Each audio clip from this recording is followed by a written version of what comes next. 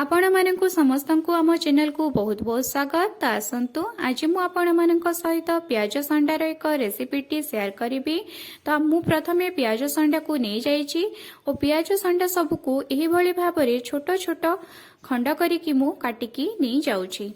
तो प्याज संडा बा प्याज फूलर अग भागरे जो कढ़ बा फूल फुटी थाए ताकू आपण काटिबे नाही, ताकू एही भली भाबरे छिंडेकी अलगा करिदेबे।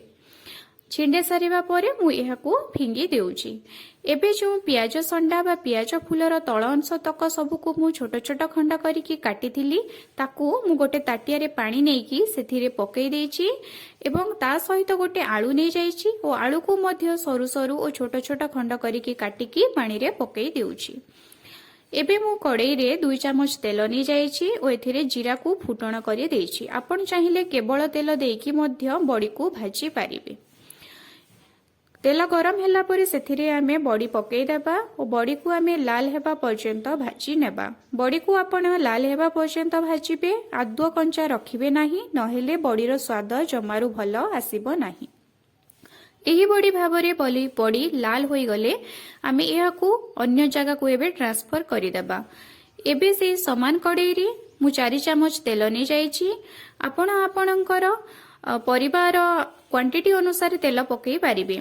तेल गरम होला परे सेथिरे मु कंचा लंका पकई देउची। एबे ता ऊपरे मु प्याज संडा एवं आलू को जो काटिकी रखिथिली से सब को पकई देउची।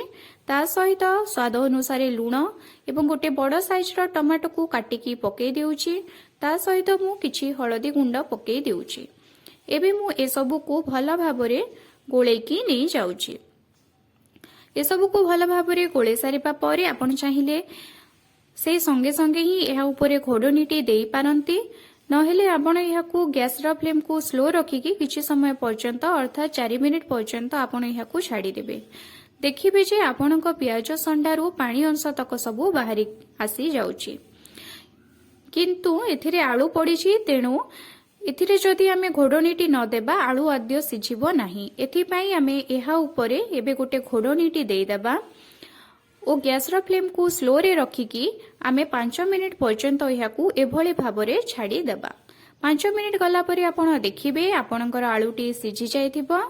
आपण मेनली चेक करि नेबे जे आपणकर आलूटी सिझिछि कि नाही।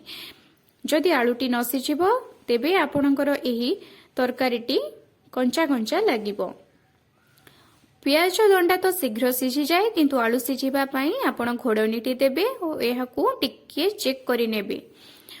आलू एवं प्याज दंडा सिझी गला परे आपण एहा उपरे जो भाजी की रखिथिबे बड़ी सब को पकई देबे ओ ता उपरे किछि गरम मसला गुंड देकी गोळेई नेबे। आपण चाहिले एही भली भाबरे एहाकू रांधी पारिबे एवं बड़ी को क्रंची क्रंची रखि पारिबे। जदि आपण बड़ी को टिके फुलेबा पई चाहुछंती तो आपण कोन करिवे ना एही समय रे एहा उपरे किछि पानी देई देबे। अधिका पानी देबे नाही, जेतिकी पानी दरकार अर्थात टिके पानी देबे बड़ी फुलिबा पई। तो आमे एबे कोन करिबा एहा उपरे टिके पानी देई देबा। देखंतु मु केते कम पानी देउची एवं एहा उपरे आमे घोड़नीटी घोड़ेई देबा एवं गैस रो फ्लेम को आमे लो रे ही रखिथिबा एवं एहाकू 4 रु 5 मिनिट पर्यंत एही भली भाबरे छाड़ी देबा।